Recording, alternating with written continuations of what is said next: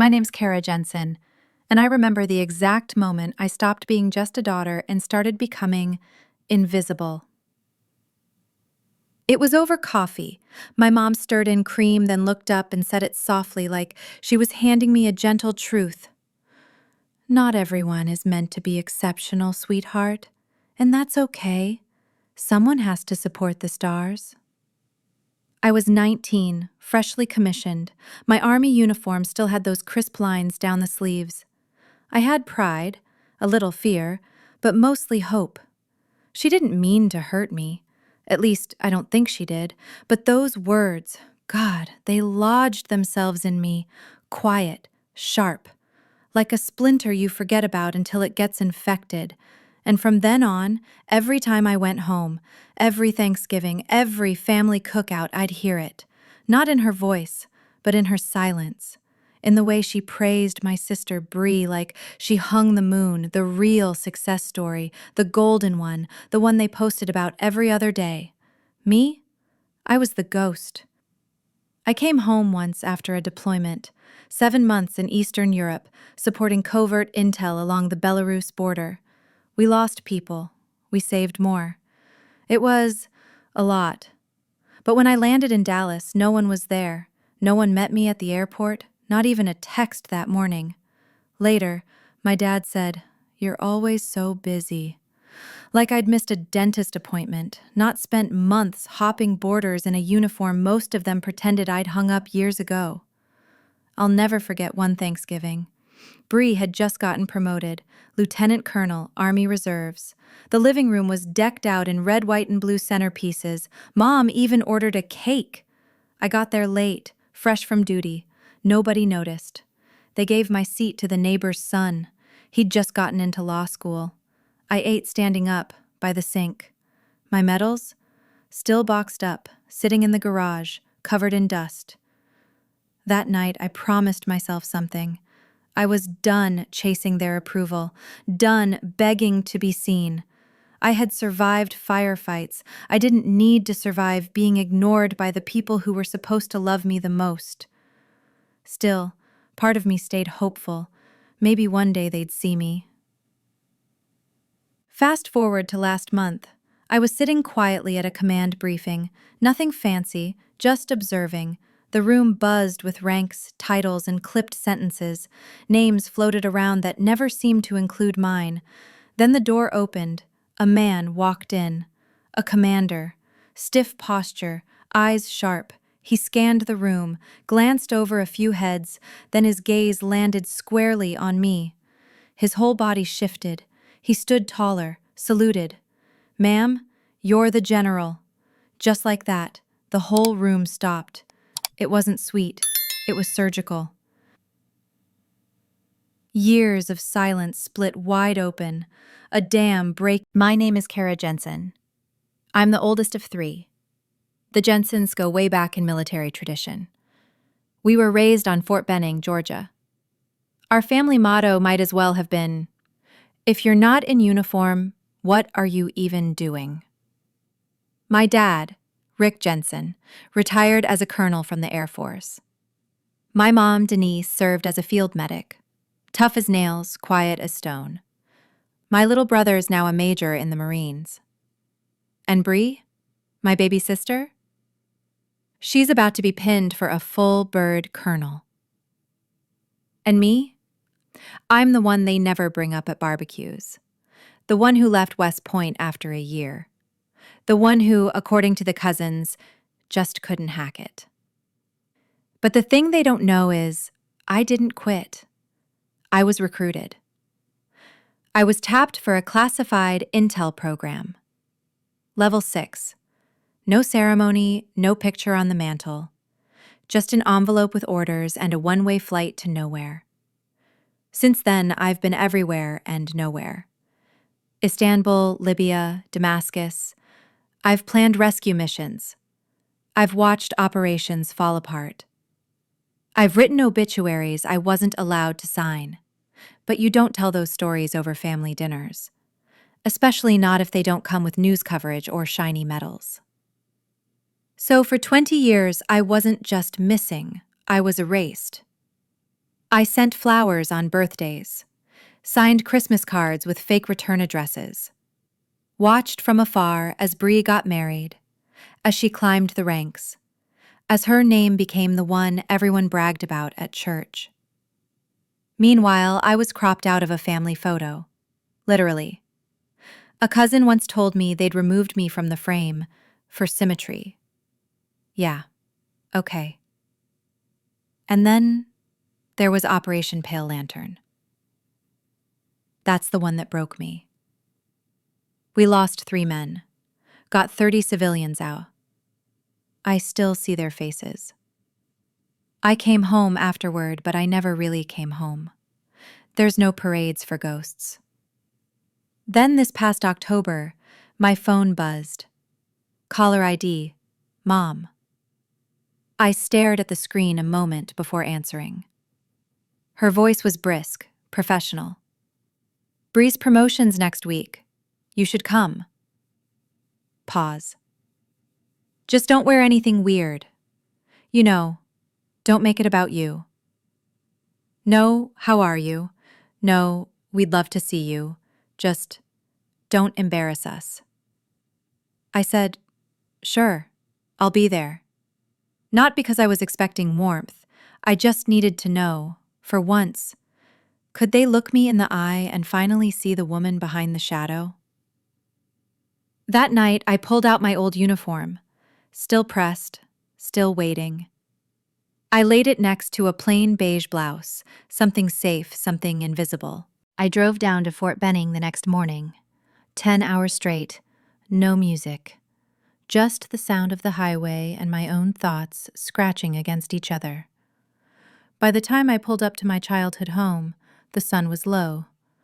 The old porch swing still creaked in the wind, and the same American flag hung perfectly centered above the front door, like it always had. Nothing had changed, except me. I stepped inside. It smelled like lemon cleaner and years of quiet judgment. My mom stood in the dining room, arranging name cards at the long oak table. She didn't look up. Go change your shirt, she said. You'll be sitting next to Bree. Just don't interrupt her speech tomorrow. That was my welcome home. No hug, no, we missed you. Just directions, like always. Dad greeted me with a pat on the back, like I was a colleague who'd shown up late to a meeting. His eyes slid past mine before I could even register the disappointment. Then Bree walked in. Perfect hair, immaculate dress blues. That polished officer energy she always wore like it was made for her. She floated across the room, flashing that signature smile, kissing cheeks like a political candidate working the room. When she got to me, she didn't stop, just gestured casually and said to the group, "This is my sister.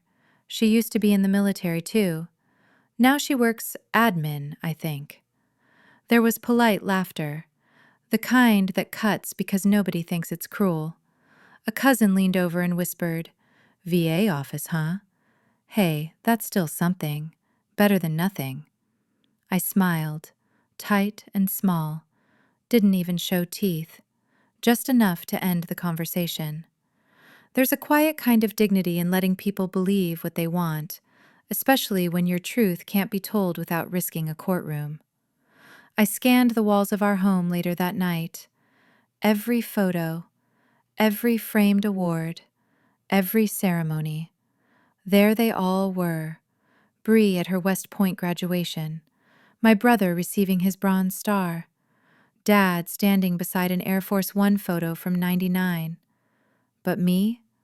I was in one photo. 2003, just before I left the academy. They'd cropped me out, said it was to fit the frame.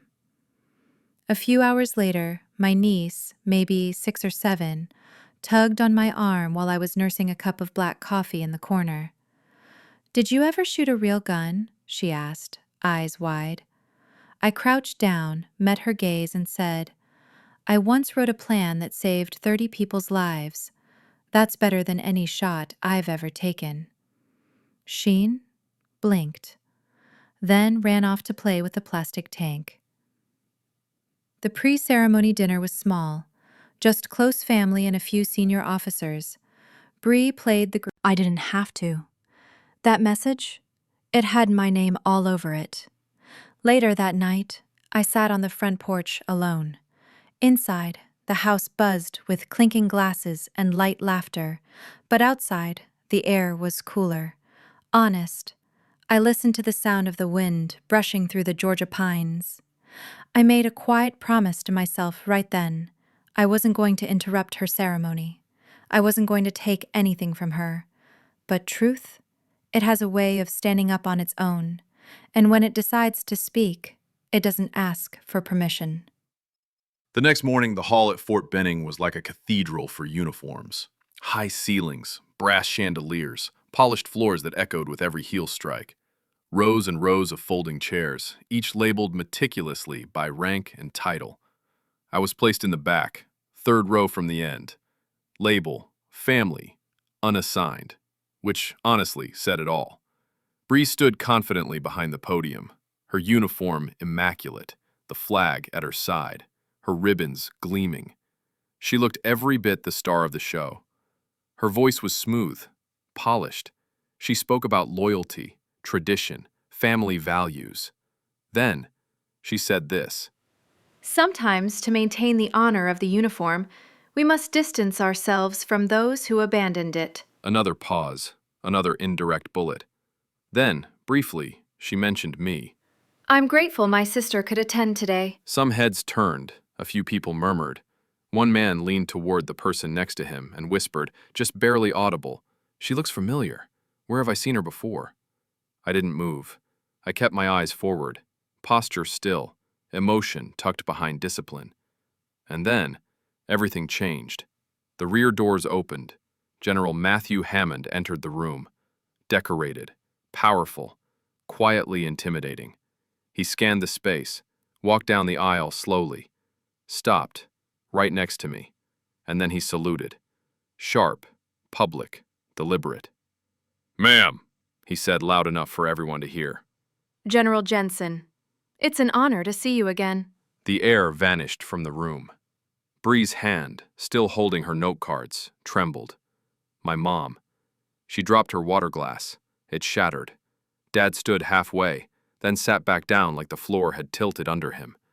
I rose and returned the salute, not for validation, but because I wouldn't let a man who once trusted me with lives stand alone in respect. A young lieutenant in the row behind me leaned in and said, "That's her, the ghost from Operation Pale Lantern." Eyes shifted, not toward Bree, not anymore. They landed on me, or worse, on the absence they'd never thought to question. Bree's voice faltered. She struggled to recover. The speech, once smooth and rehearsed, now felt stiff. The energy in the room had changed, and no one knew what to do with it. After the ceremony, I didn't go back to the house. Didn't want the polite stares or the obligatory slices of cake. Instead, I drove to the guest quarters they'd assigned me on base. Beige walls, stiff pillows, a humming lamp that sounded like loneliness.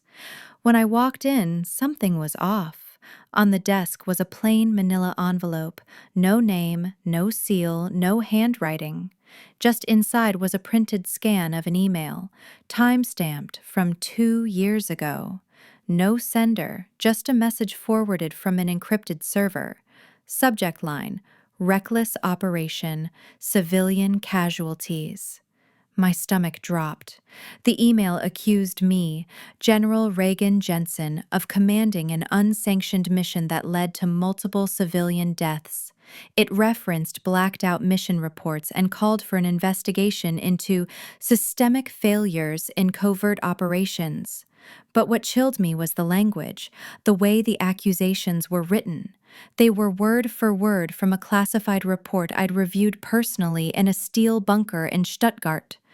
That file had been seen by only 3 people, myself, a lead analyst, and one junior officer who'd had temporary access. That officer? Bree. The timing made sense, the style matched, and just like that, the pieces started falling into place. I remembered the internal flag on my record, the quick routine review I'd been told not to worry about, the phantom investigation that appeared and disappeared like smoke. This wasn't random. I folded the email, slid it back into the envelope, and walked out. Bree was at the after party, still smiling, still soaking in applause. I waited until her admirers drifted off, then approached her as she stepped outside to take a call. I held up the email. She glanced at it, paused. Her eyes narrowed just a hair. "Did you send this?" I asked, calm, even. She didn't blink. "Yes," she said. I nodded, once, slowly. "Why?" She didn't speak at first. Then she exhaled, sharp and shaky. "Because you weren't supposed to win," she said.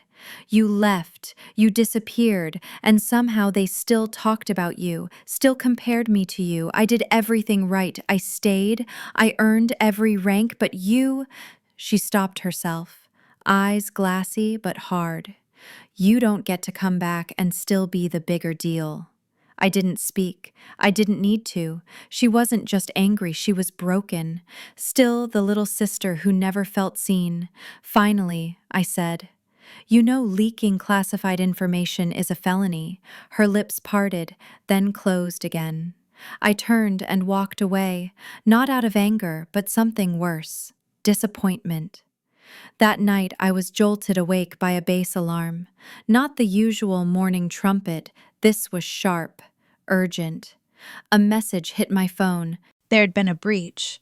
A classified dossier connected to Operation Pale Lantern, the mission I led in Syria, had just been leaked to an encrypted message board on the dark web.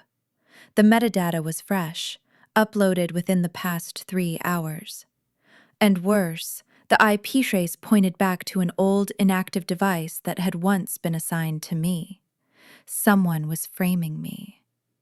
I was pulled into an intel room with General Hammond and 2 investigators from military intelligence. They didn't say I was under arrest, but the tension in the room said enough. They asked for access to my comms, every file, every message, every backup. I gave it all to them, no hesitation, because I knew the only way out was through. But something nagged at me. The email, the one Bree had sent, that anonymous message, it had left behind a digital fingerprint. I dug in, pulled up the metadata, traced the path. It wasn't just a message. It was a trigger. That email had accessed a dormant server, one that archived backup mission logs. A mistake, but a catastrophic one. Because one of those logs had a Trojan inside, buried deep, installed years ago, left sleeping. Until Bree's email accidentally pulled it into the spotlight. And when I traced the origin device, it wasn't my old laptop. It was hers. She'd logged in from the comms room 2 days ago, left the device overnight, unlocked. Now her access was part of the chain. That's when it hit me. She didn't just send a vindictive email.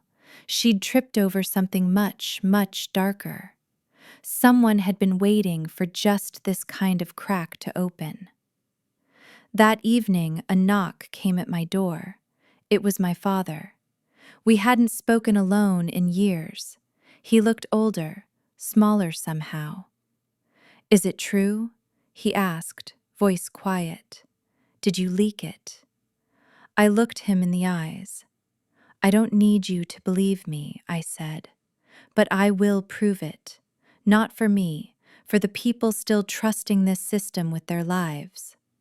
He nodded once, then walked away. The next morning I requested something unprecedented. I asked to lead the investigation. Technically, I was still on reserve duty. I had clearance. I had motive. And finally, they agreed. General Hammond stood up, extended his hand, and said, "General Jensen, the floor is yours." The one that used to lock me out, was now mine to command. I stood at the head of the briefing room, surrounded by faces that used to look past me. Now they were quiet, watching, waiting. Across from me sat military investigators, cybersecurity officers, and brass from Fort Irwin. Not just soldiers. One family, one mess, all tangled together. The first meeting was ice. Dad read his update like he was reciting a casualty list. No emotion, eyes on the screen. Bree presented hers without ever looking up. No warmth, no inflection. Only my mother glanced around the room, as if she were watching her children age and fast forward, unable to stop any of it. But I wasn't there for reconciliation. I was there to find the leak.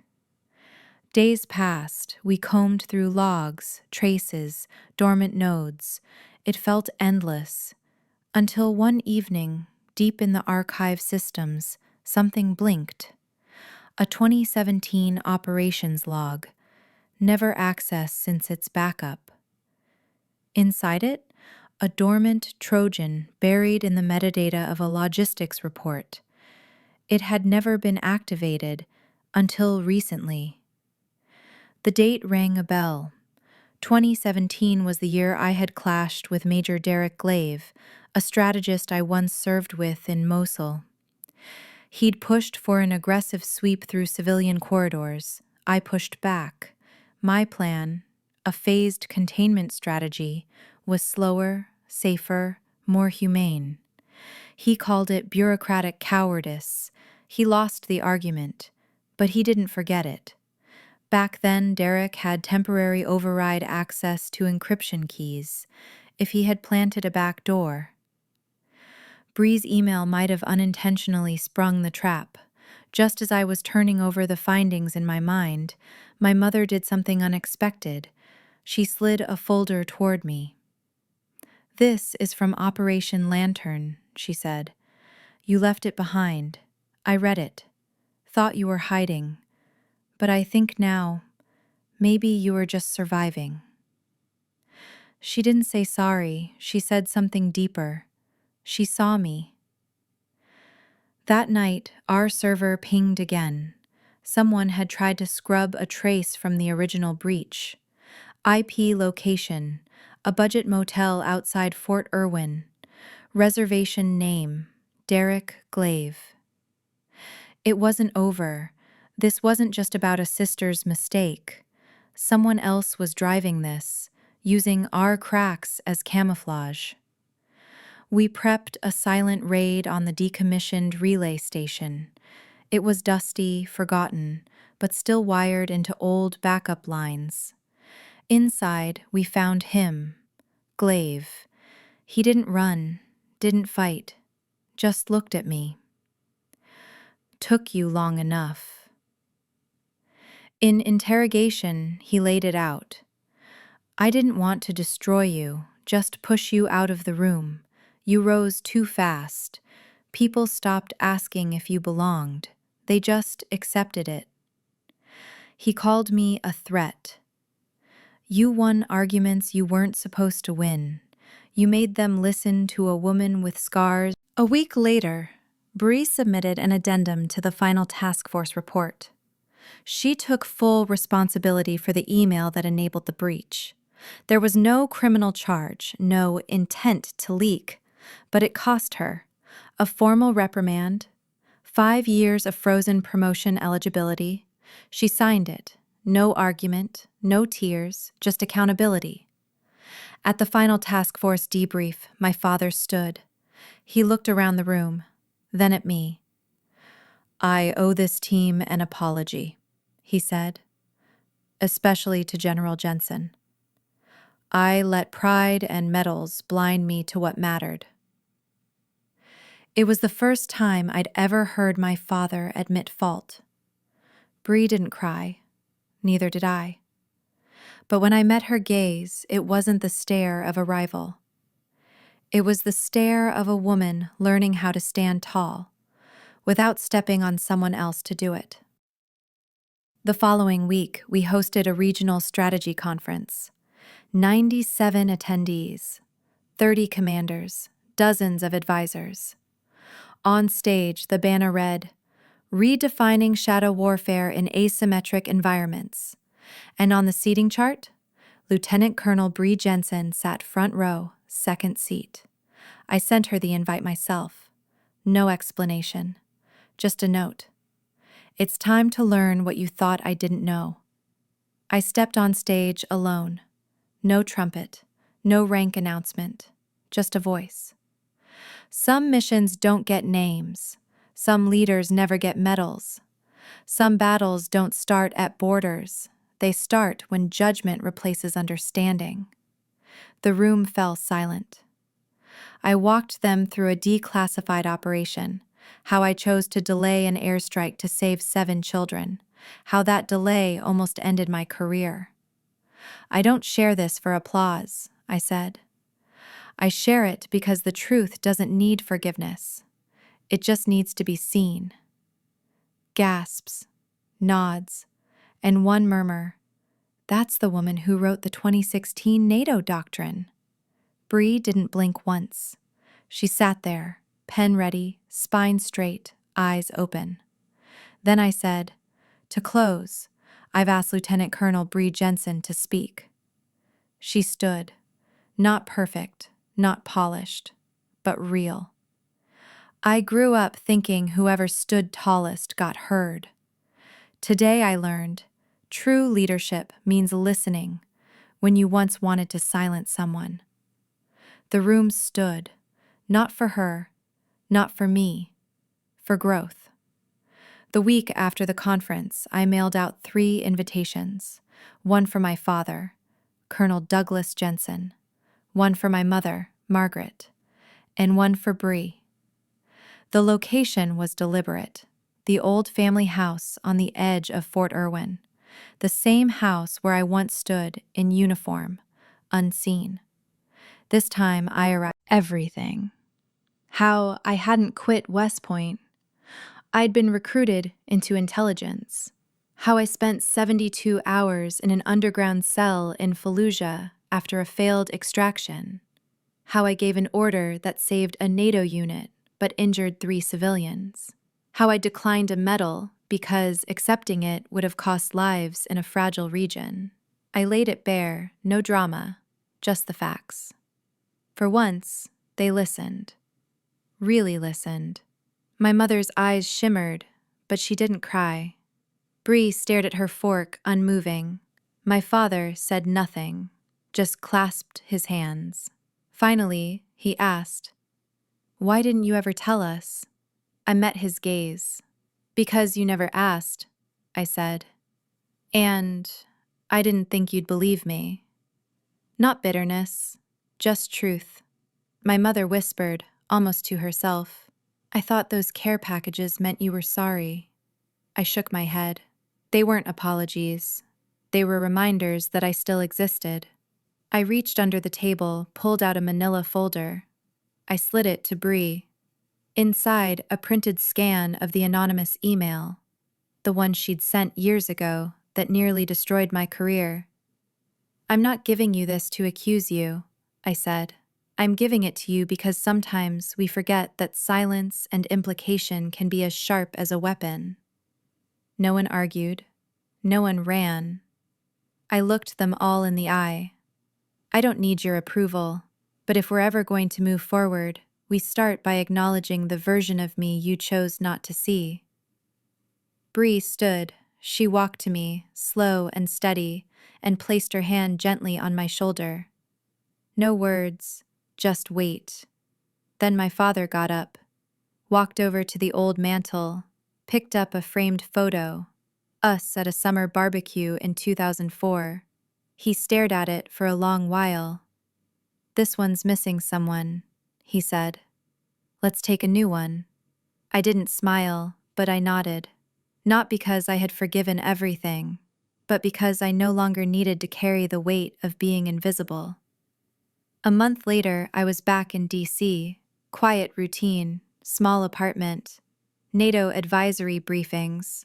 Most days, I worked in silence, strategic modeling, analyzing hybrid threats in Eastern Europe. Mornings started at 5:30, nights ended by 9.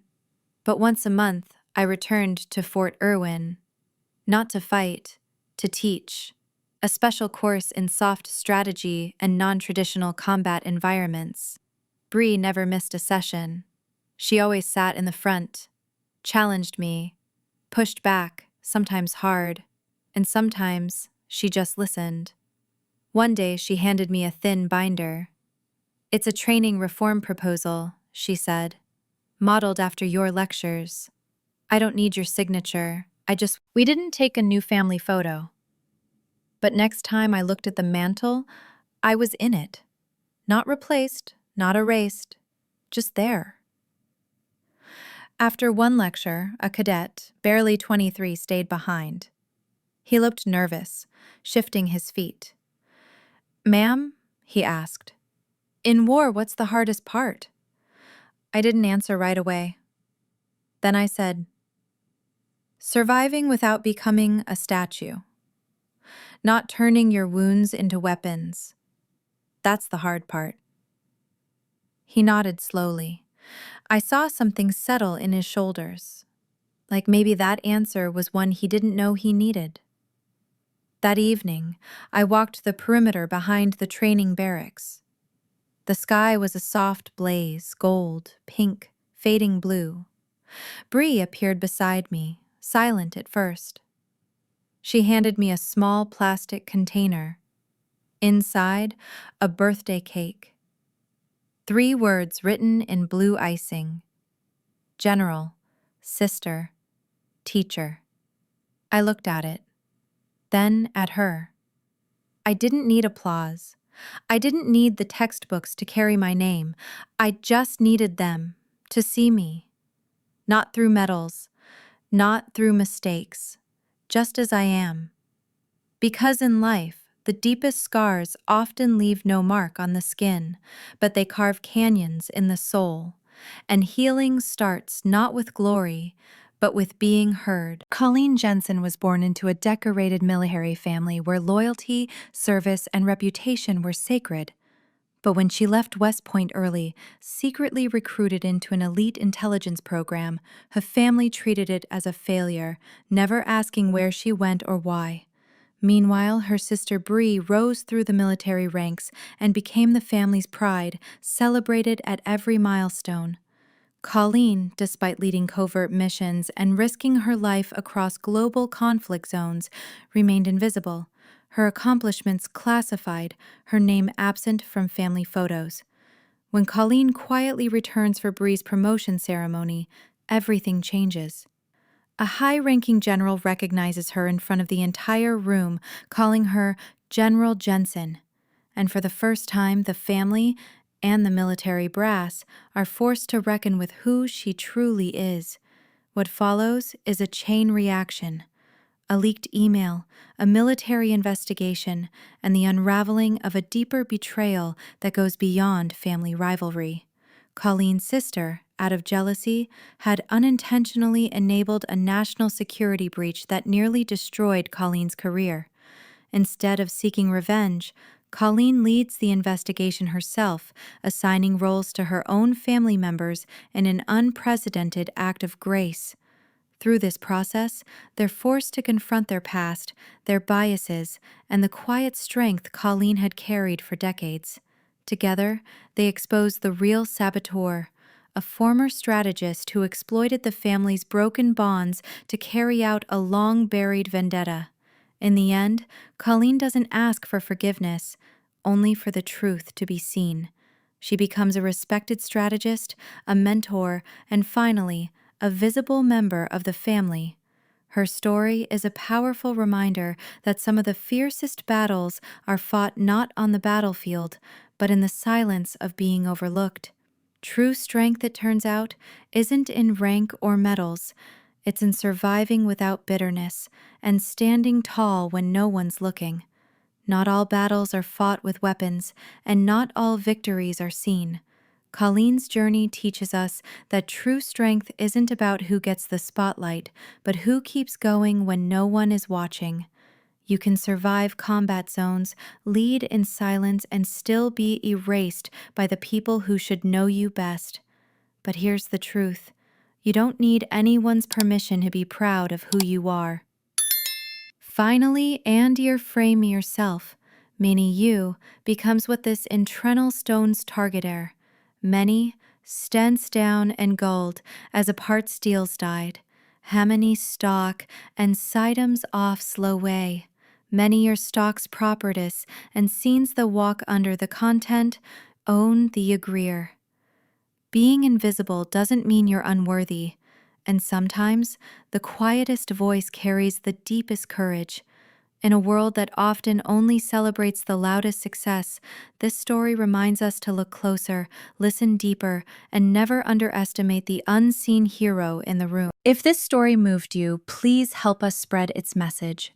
Tap like to show support for those who are quietly carrying the weight of being overlooked. Drop a comment below.